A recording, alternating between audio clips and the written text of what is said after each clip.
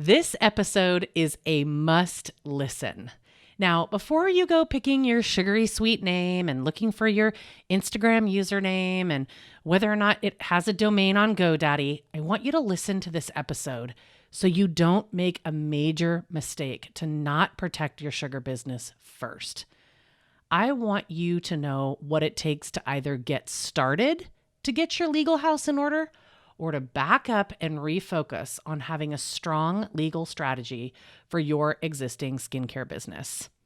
I want you to meet my dear friend, Joey Vitale, who is not your typical lawyer, but he is actually the one that has helped me in so many ways to get all of my legal ducks in a row. And I want to share his wisdom with all of you. So here is the next episode of The Sugar Show. And hello and welcome back to this episode of The Sugar Show. We're all about legal ease today, folks. Don't worry, it won't explode your brain. We're all about making this easy. I am here with this guy, Joey Vitale. What's up, everybody? I love it. They're like, that's your lawyer? What? That's your law guy? He looks like my cool friend that I want to play the ukulele with. So yeah, if you're listening to this on the podcast and you can't see my face, Joey Vitale is a pretty intimidating sounding mafia name. Totally. But yeah, my face doesn't really match up with that. I was gonna say you sound like a detective in the Sopranos. You know, like Joey Vitale. Getting the bad guys into crime. Yeah. And if you're not seeing this podcast, he actually has a ukulele behind him, which I do have a ukulele behind me. And as Shannon knows, I'm a lawyer, but I really don't like to argue. So that's why I love you. Yeah. Okay, so let's back up for a second. We're going to do a quick history of how we know each other and all that good stuff. And then we are going to dive into really what it takes to either get started if this is new for you, but also maybe to back up just a minute if you jumped into the deep end with both feet and you really didn't do some of the pre-work. So let's talk about, first of all, to let the audience know, we actually met by way of one of our online groups, our tech groups, where we do a lot of strategizing and talking about the tech industry in general. And I just love this guy. He comes on, he's got his dog, Mr. Feeney. He's, like I said, he plays the ukulele. He's cool. I'm like, this guy really a lawyer? And what I really think is important for the audience to understand is, well, first of all, they know that I am not shy and I am not stuffy and, I'm not going to hire the guy in the suit, right? I want to hire the guy that understands me.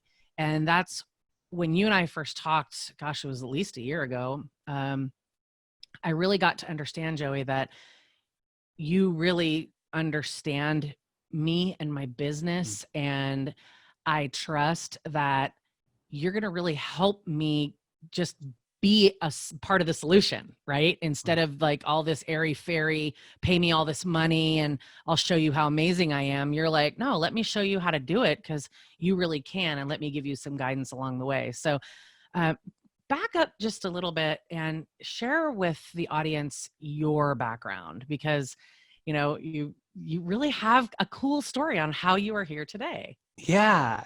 Thank you. So I could talk for a while on this, but the short story is when I was in college, my dad bribed me with a car to go to law school, which made the decision to go very easy because I wasn't sure what I was going to do. And my dad's more conservative. So he was like, either you can join the construction business or you can get a law degree. And I was like, well, I hate concrete. So there we go. And I quickly realized that I wasn't, like I said, the fighter, the shark that you typically think about when you think of a lawyer.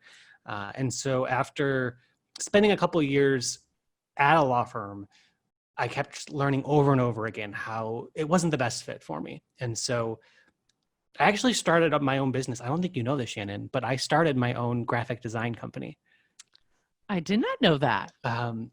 It was called Vitale Graphics, and it had a little kangaroo icon on it because a Joey kangaroo. So basically, it was my way of telling my family, I will do your Christmas cards, but you have to pay me a little bit of money. And I joined a couple of groups, I met more business owners, and as a lawyer, I was seeing people have all of these questions.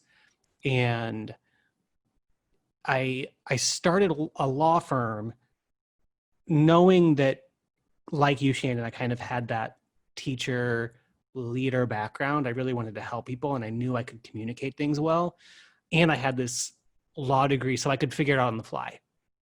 And it didn't take me very long to realize that so much of the legal stuff, and you can go down rabbit holes when you search for Google, so much of it is really overwhelming. And it's not, when you research legal stuff for businesses, it's not really written with our types of online businesses in mind.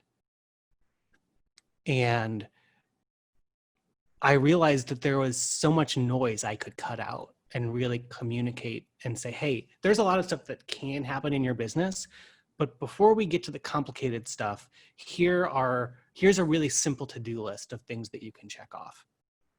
Yeah. I will jump in there and tell you that I didn't want the noise. I didn't want the stuffed suit with the expensive fees and all of that. And so I went to one of those online kind of do it for you. Mm-hmm. And that wasn't the right choice because they just have somebody clicking boxes, on the other end of the line. And I actually ended up losing a lot of money by doing one of the do it yourself engines, so to speak, just the cut and paste. And because I really didn't understand what I was doing, I just thought this was the only option, instead of the really expensive law guy, Yeah. lawyer. It's what I've learned is, as a business owner myself, and I know you'll appreciate this, Shannon, when it comes to any type of a solution for your business, it's important to kind of think about what the business model is that you're buying into. Sure. And those types of LegalZoom-ish you said it offers, the reason why those companies make money is because there's something on the back end where there's upsells and there's ways for it to become more complicated and expensive quickly. And that's how they can get away with having a cheaper offering up front. So they kind of tease you quick with a little bit of cheese, and then they bring you in to get the rest from you, because there's complications. Yeah, and there's also no empowerment in it either. True. There's no sense of, let me teach you a little bit of what you can probably do on your own here, so you don't have to keep coming back to us.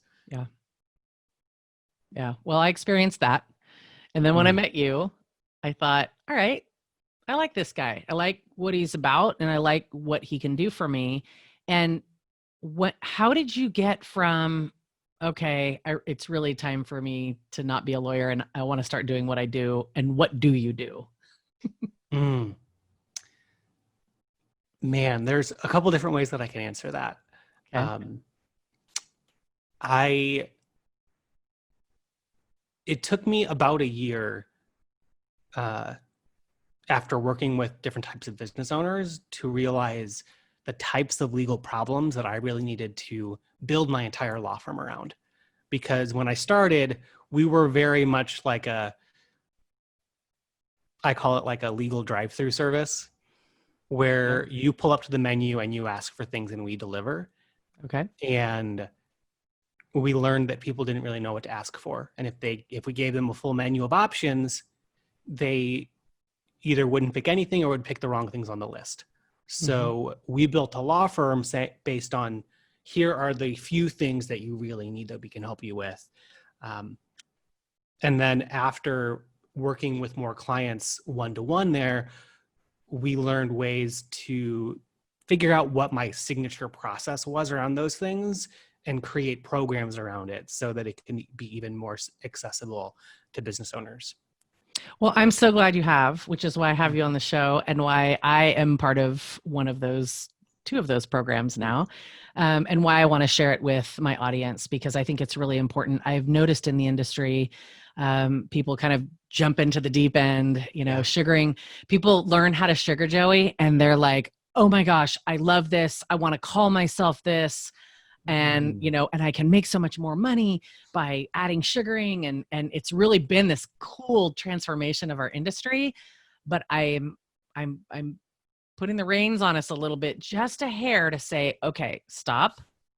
have you protected your sugaring biz? Or have you done the steps that you need to do to make sure that you're protected? And that's really what this podcast is about today is, Yeah. making sure that your sugaring biz is protected. And there are processes in place that we can work toward. Yeah. So there are two beliefs that I think are really common among business owners these days. And I've had the honor to be in front of your audience before. So I know firsthand that this is true for those that I've talked to as well. On the one hand, you have a lot of confidence in your business, right? Like you are doing this because you see the finish line, you see how this can really reap rewards for you. Sure.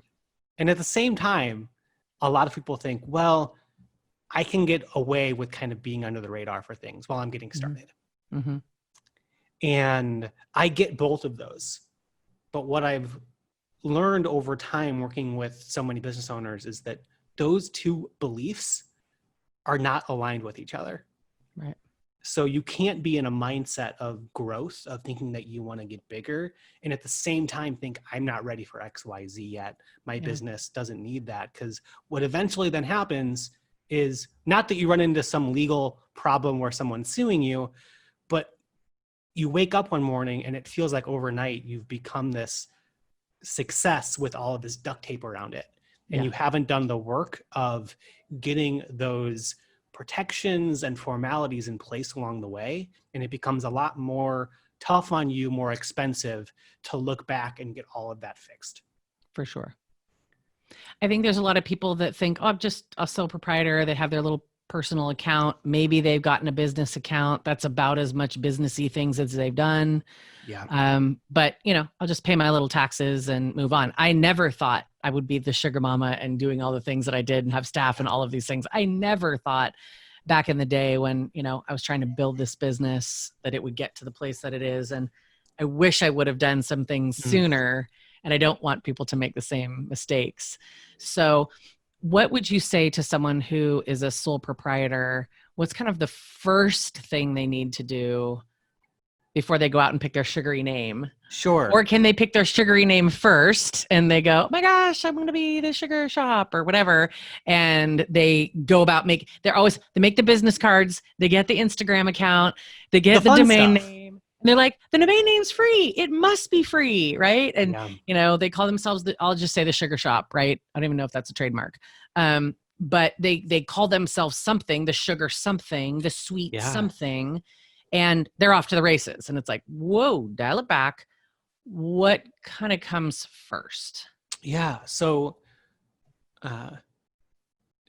because Shannon and I kind of come from a similar kind of tech strategy background, I don't think she'll be surprised by me following that question with another question. But have you ever told your people, like, you are not your business? And it's important that you don't value how you are personally by how the business is doing, good or bad. Is that something that's very common in the beauty industry? Very common that it's very personal, that you are your business. And if your name is the sugar this or the sweet this, it's actually you. Yeah. And if you rise or fall, especially in this 2020 crazy making, you feel success or failure personally. Yeah. Yeah, for sure. And that's a hard thing for a business owner to overcome. But the truth is, you as a business owner, like, you're creating this business that is separate from you.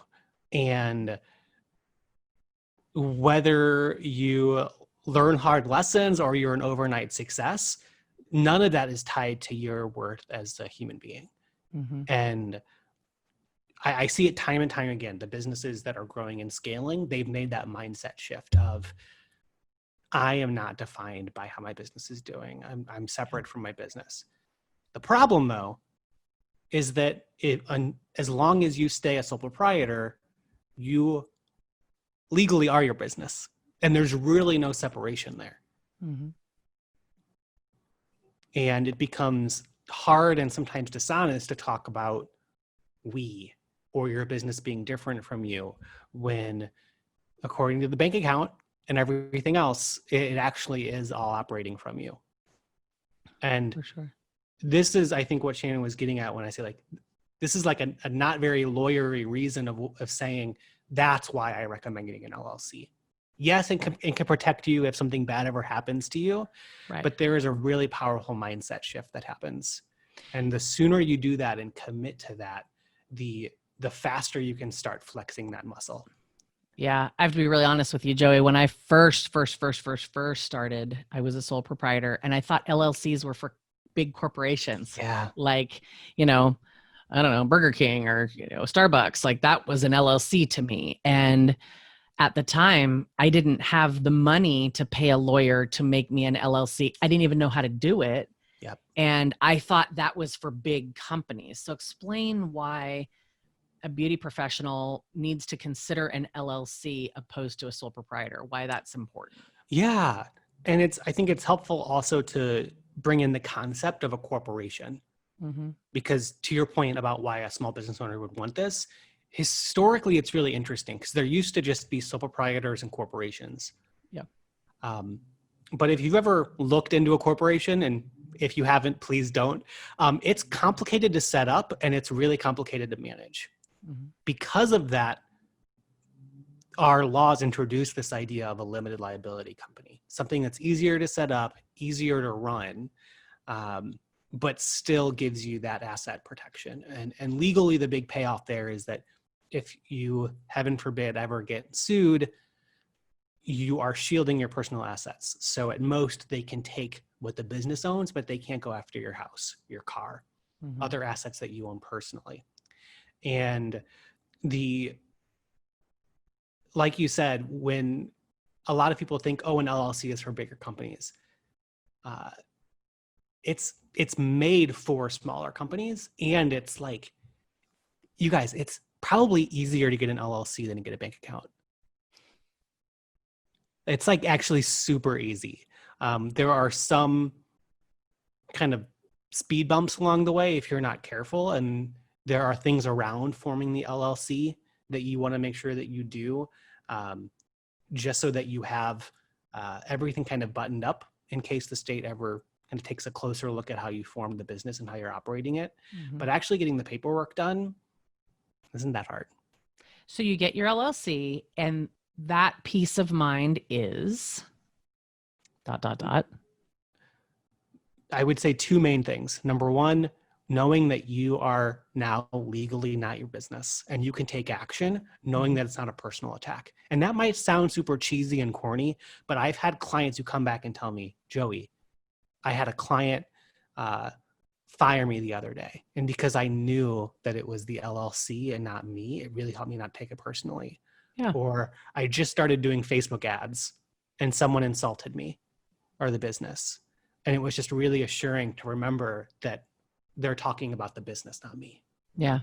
You know, I think, Joey, if sugaring professionals and beauty professionals can really understand that being a boss babe or a boss sugar pro, guys and girls, you really have to have your business be that. It is your business. Yeah. It is, and then you can grow it and scale it or keep it right where it's at. But it really, if you disconnect from it, then you really can grow and people will take you seriously. Yeah. Yeah. And to your point about growth, I think that's the second reason for getting the LLC quickly, is that it's not a matter of if you should get an LLC, it's a matter of when. Mm-hmm. And the longer you wait, the more complicated it can become. So right now you probably have certain documents floating around with your name listed as a sole proprietor. Maybe it's your banking documents, privacy policy, contracts that are out there. As soon as you change the entity to an LLC, you should be reaching out to all those different relationships and updating them, letting them know that it's now an LLC. And the longer you wait, the more legwork you're going to have to do to fix all of those relationships. Yeah. For sure. The key is to make sure that you are solid in your planning, that you have all your ducks in a row. This isn't just tossing the paperwork in a basket and, you know, you just go about and sugar eyebrows. Yeah. Own your biz, you know, own it, be the CEO of it, show up to it, have it classified properly so that you can prepare yourself for, especially in this next year, because 2020 has been cuckoo. But this is the time to prepare. We've got some lockdown time. We've got, some time where we've been home. It's like, okay, this is going to end. Does it going to end tomorrow? Apparently not. But it's going to end. We're going to come back out of it and you'll be ready to go. Or if we open for a little bit and then close back down, if we open for a little bit, close back down, your business, that entity is protected. Yeah. And you can be confident moving through these uncertain times. I mean, that to me is the number one, is just making sure that you're confident no matter what the world throws at us right now, Yeah. And truly being an LLC will really help that for those of you that are out there sugaring your little selves. And, there's other kinds of corporations and things that you can become when you get staff and when you do grow and get bigger. So But I'll say though, even as you do grow, don't feel like you need to change the corporate structure. LLCs are a great fit, even for big companies. So like Google is still an LLC. I didn't know that. So as long as you don't plan on like going public and like having investors and things, you're probably okay to stay in LLC for life. Not even think about it. I'm going to get a shirt, LLC for life. Yeah. I'll get Vitale Graphics, Vitale Designs to do it. Yeah, we'll get something started for you. Yeah, right. Okay, so invoice number 17. We only had we didn't get off the ground that far. Like 6 friends. Yeah. Okay, so how can they go about getting an LLC? What next? How do you do that? So once you are committed to forming an LLC, I think you really will find that it's not rocket science to do. Okay. There are a lot of resources out there, some better than others, that give you kind of step-by-step instructions. I'm here to serve you guys and to give you value. I do have some resources that can help you get this done quickly. Like I said, it's not rocket science, but there are some things that I think sometimes can get lost in that Google rabbit hole of information that you just want to make sure you don't forget. Yep. And we'll have all that info in the show notes for them. So cool. This isn't a sales pitch or anything. This is how you get started next. Yeah. So, okay. So you have decided to start your business, or you've decided to organize your business because you've already started maybe, and you're like, oh shoot, I should probably get an LLC. So you back up the train a little bit, you get the LLC, and then let's talk about trademarks. Yeah. So one of the fun things, and with my name being the Sugar Mama, one of the fun things about what we do by adding sugaring or having it be our main niche in our business is the names, like sweet this, sugar that, honey this, it's really kind of a fun marketing feast that we have on the table in front of us, that we can really have some fun with it, right? And just when you think that, oh my gosh, I figured out the cutest name for my business, it's going to be called the ABC Sweet Spot or whatever, and you go ahead and you get your domains and your usernames, and oh look, they're available, and you get on there, and that's not where to start. Yeah. So what is a trademark anyway? Let's start there. I love trademarks, not because I'm just totally a nerd. I mean, there's that too, but I've learned that the biggest risk on the table that can come back and bite you is trademarks, because trademark issues are what can result in you being told you have to completely change your business name. Or a slogan or whatever it is that you might be using, because somebody else has already started using it and protecting it. And trademarks are also one of those things where I think we pick up this kind of working definition of what a trademark is based on what we've seen on TV and what we're kind of told in Facebook groups. And as is the case with most things, like there's some truth to kind of what you've picked up, but there's a lot that isn't really the whole picture. And it can be dangerous to run your business with this really unclear picture of what a trademark is. Okay. So what is a trademark? I love that question because I think that it's weird to answer.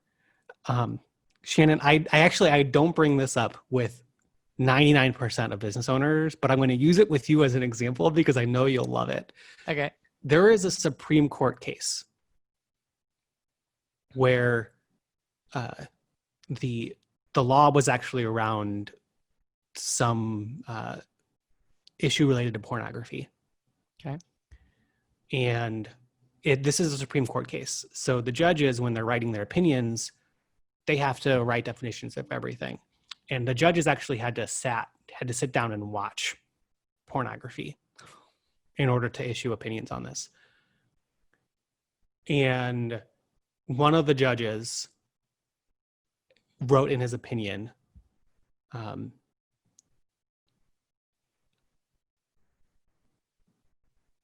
it's hard to define porn, but I know it when I see it. It's profound. I have to find the case and like where this is at, because I thought it was so funny that was the context of all of this. But it's hard. Similarly, it's hard to define trademarks, but I think a lot of people know it when they see it, right? Mm-hmm. So we've talked about the sugar names. We've talked about kind of big brands and why they might want trademarks, and really that's all that a trademark is. It's something that when you see it out there, it makes a consumer think of a business in particular. So when we hear "just do it," or we see the Nike swoosh, or we just see the word Nike, we think of a business in particular. Correct. And that doesn't happen when we just hear the word cereal or sports shoes. Stuff. Yeah. And so that's really what a trademark is it allows customers to think of one person in particular. And the reason why we have so many laws protecting trademarks isn't necessarily to protect the business owner, it's to protect the consumers. We want to make sure that customers don't accidentally buy from some company that's like Nike spelled weird, thinking that it's actually Nike. Yeah. And so trademarks are meant to avoid customer confusion. I say that because a lot of business owners, when they think about trademarks, they think two things. Number one, I need to call like it's about calling dibs on my name. Mm-hmm. And I don't want anybody else to use the name that I picked. Like our ego starts firing. When we talk about trademarks, it's very much almost like a selfish thing, right? This is mine. Yes. Yeah. That is a thing you can do with trademarks. But before we get there, we have to talk about availability. Because there's a good chance that if you don't do your research, you're accidentally going to step on someone's toes. Mm-hmm. And to your point about just going on Instagram or going to GoDaddy, when you just think of a name and do a really quick search and then run forward with it, especially in an industry that's kind of saturated with similar names like this, you're running a big risk that you're infringing on somebody else. And that infringement is going to become a bigger and bigger headache the bigger you grow. Yeah. And if you're someone that's been doing this for a really long time and someone comes in and says, hey, you need to cease and desist, I mean, the entire town might know you as this business. Yeah. But if you don't have the trademark, you'll have to change it. And that could be devastating. Yeah. And it's tricky because a lot of us get emotionally tied to the names that we think of and we like right away. Oh, yeah. And part of what I work with my clients and with my students is kind of putting that emotion to the side and remembering that there's really no such thing as a perfect name. It's better to be unique and to really stand out with a name that isn't taken or used than to have that like super sexy sounding name that we think is just going to make people walk through our doors when they hear it. Yeah. Speaking of super sexy sounding name, the Sugar Mama is just that. And I have a story where I was at a trade show last year. The trade show feels so long ago. where we could actually interact with each other. But I was at a trade show and I said, hey, I talked to this gal and she was interested in sugaring. So I sent her to one of the sugaring booths. And the gal walks over to the sugaring booth to learn more about sugar, because I don't have a booth there. I just, the vendors will have booths. Oh, go check out this company. Great. So this gal walks up and she's like, yeah, the sugar mama sent me. And the gal that was standing at the booth said, oh, which one? And I was like, which one? What do you mean, which one? I am the one, And I did a little digging, and there are a few gals who have called themselves the sugar mama. And hate to break it to you, but that's my name. And so it's a tough way for them to find out, that they can't call themselves that, because when you think of the sugar mama, you think of me, in our industry. So, well, I feel love for them, but they should have done their due diligence, I love that example, because I think that you obviously are looked up to as a pro in your space. And imagine if you not only had your trademarks taken care of, you not only had the ongoing paperwork to make sure you never lost it, and you had kind of someone in your corner to help you enforce it, but you also knew that whenever you ran into a situation like that, you had such a sense of confidence and systems in place that you didn't have to think about what to say to that person. You were just like, oh, I have standard language that I send to people in those situations that takes care of it. Like, wouldn't that really take the emotion out of those type of situations, and learning that someone is out there with a similar name? Yeah, for sure. And I can't imagine being on the other side of that, thinking to myself, you know what? I could kick myself. I didn't do my due diligence, and shame on me. I mean, all the places that you'd have to change it, from Yelp to, your business, like everything has to change when you change your business name. Yeah. So if you do your due diligence now, or you quickly scamper back and make sure that your stuff is covered and then apply for it, it's just the smarter way to do business. And you know what, Joey, I'd have to tell you, it's a lot less intimidating than I thought. And at first, because of you, what's less intimidating is getting the trademark, because at first I was like, oh gosh, I got to get the lawyer again, right? I've got to get the lawyer who's going to charge me a grip ton of money to do all of this. And, I was able to work with your program and follow the instructions. It was very easy. And now I realize there's other things I want to trademark. So I've got to go out and trademark those things, but now I can do it because you've empowered me to do so. And I want to empower other sugaring professionals, other beauty industry professionals, to do it themselves as well, with some guidance, right? Because it was not easy until I followed your steps. So thank you for that. I love hearing that. But I think that we think that trademarks are complicated. They are to some degree, but like I said, with your assistance, we can make it happen. We can empower ourselves to do it and get our ducks in a row. So for 3 reasons. Number 1, like those gals that, have used the sugar mama name, you don't want your name to be taken away from you. They might be lovely people who, had good intentions, but you can't just get a username, correct? You can't just get an Instagram username and say that that's enough. Right. You don't stake claim by just getting a username or a domain name. Right. Yeah, it's there's a lot that can go into it, and sometimes, how, to your point about, like, you come up with a name and then you get all fancy with the business card and the Instagram, and I think there are certain fun parts about business that we just tend to gravitate towards. Right. And the other potential trap that I'm seeing more and more businesses go down is this other distraction trap of, once they start doing certain types of work on their own, specifically legal and trademarks, they start to see how complicated it can be. And there is a desire to just continue learning about stuff Mm-hmm. before you actually take action and commit and then get some application filed.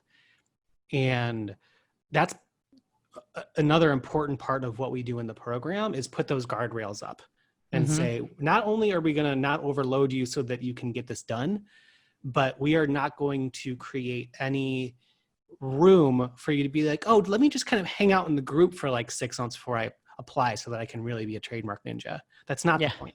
Yeah. Yeah. You know, the key is to not procrastinate on this and to get a program like this and to, like you said, put the guardrails up. And you do not know this, but you're in season 2 of the Sugar Show podcast. And season 2, the theme, that the core of this season is focusing on your craft and really focusing and just taking the rest of the noise out and focus on being an amazing business owner, an amazing sugar practitioner, and just an amazing human in general. I love that. So what I love about this, Joey, is this really goes with put the guardrails up, focus on your craft, focus on your business, search for a name. It's not as easy as just, I thought I was protected because I went into the uspto.gov or whatever it is. And I typed in, the name I was looking for and nothing really came up. Well, I didn't know how to search properly. And your program taught me, there's a way that and I will not give up the secret sauce, but there is a way that you search to really see everything. Yeah. So you can understand everyone that has a trademark, whether it's alive or dead, or I didn't know what all that meant. Yep. So I really spent a good, solid day. I put the guardrails up. I focused on my name, my category, my class, who I was, what I was all about, what I wanted my business to be. And I will do it the same again when I do some of these online programs that are going to have a fun name to them. I will take and cookie cutter again. But the key is to focus on your business, audience. Yeah. Really focus on making sure that you have that LLC to protect your business, that you have the trademark for the name, that you possess that. There is such confidence and just badassery in that, right? Yeah. I said badassery. I wanted to use that once today. But really that you can now say, no, I'm a badass. I'm really focused on what I do. When you come to my business, it's professional. We have our stuff together and we are going to provide you with an amazing service. Check, check, and check. Booyah, right?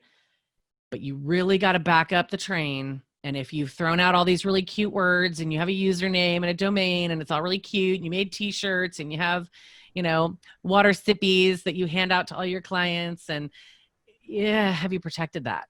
Yeah. And we're happy to tell you that there is a way to do both those things. Well, and I really want to stress, you guys, I think that you are successful or capable of being successful enough to deserve all of these protections. Mm-hmm. And, our brains have a way of trying to get out of these types of commitments. And one of the objections that I get a lot is, I'm just not ready for that yet. Well, not with that attitude. Right. And so just don't let thinking about the law allow you to kind of shrink and feel like your business isn't ready for this, because the fact that you're listening to this podcast means that you are ready. And I actually have another pro tip. Oh, good. If I can share that. Because I know we're talking about LLCs and trademarks, and people might be asking, which do I do first? Okay. I 100% recommend LLC first, because it's easier to do. Unlike trademarks, which can take 6 months to a year or more, it's pretty instantaneous to do. But also because a lot of people think, I can't form an LLC if I don't know what my name is, and I don't know what my name is until I get my trademark.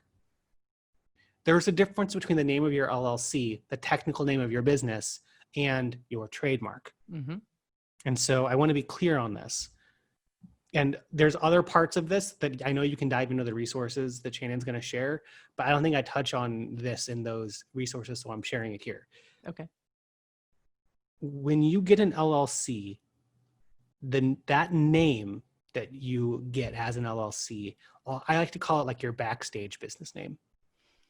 It's the name that your bank knows about, the Secretary of State knows about. When you have to put the name of your business on your contracts, that's what people see. It doesn't have to be your sexy on your business card name. No. It can be your just very generic, this is the name of our company. Yep. So you could technically choose a name for your LLC that is the name of another business. And as long as you never kind of use that as your brand, it's never public facing, that's probably not a big deal. You can probably get away with that. And so don't let thinking that the name that you want for your LLC might be taken by somebody else to keep you from moving. I know a lot of business owners who they are confused by that. They're a little overwhelmed. So they just get an LLC to their name. So I have an LLC that's just Joey C. Vitale LLC. Boom. So feel free to run in that direction if you're not quite sure what name to go forward with. Yeah, because that's great. So you can the trademark is just the public facing name. That's a great distinguishing thing because, you know, like I'm Sweet Enterprises and all the things that I do are as Sweet Enterprises. Done. Yeah. And all of the, you know, other things that I do are the things that I trademark. So, right. And we talk so we have done a masterclass together, you and I, which is really exciting. And we talk about this more in depth about what's the difference between a trademark, the TM and the R with the circle around it. Yeah. You know, what's the difference between those things? How do I actually go about searching a name? How do I go about being, instead of just being all over the place business person, being really just saying, no, you know what, this is the year that I'm going to focus and I'm going to be my own CEO. I'm going to, you know, be a badass boss babe and I'm going to get my LLC. I'm going to get my trademark. I'm going to do the due diligence. Like it's really cool stuff. And if you, like you said, if you are listening to this show, you want better for yourself, you want better for your business, and you really want to empower yourself to be the most badass business owner you can be. Yeah. So if you don't have an LLC yet, go in the direction of getting that first. Okay. If you do, then you can continue forward looking at the other resources that Shannon's got for you, looking into the trademark side of things. Yeah, for sure. And then as they have kind of other cool things that come up, we'll have to have more podcasts, Joe. Yeah. So absolutely. Yeah. But you know, I appreciate you and your audience enough to I want to put guardrails around that. And I want to say, you know, until you take action on this podcast, I don't need to come back. All right.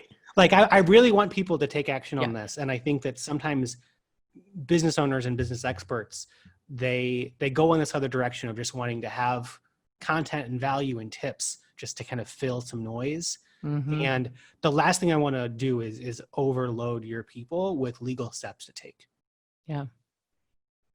So you are our LLC and trademark guy. Yeah. You're our guy. I love having a guy. Awesome. You're awesome. So SugarShow audience, you are just in for a treat with just the fountain of information that Joey is in these two arenas for sure.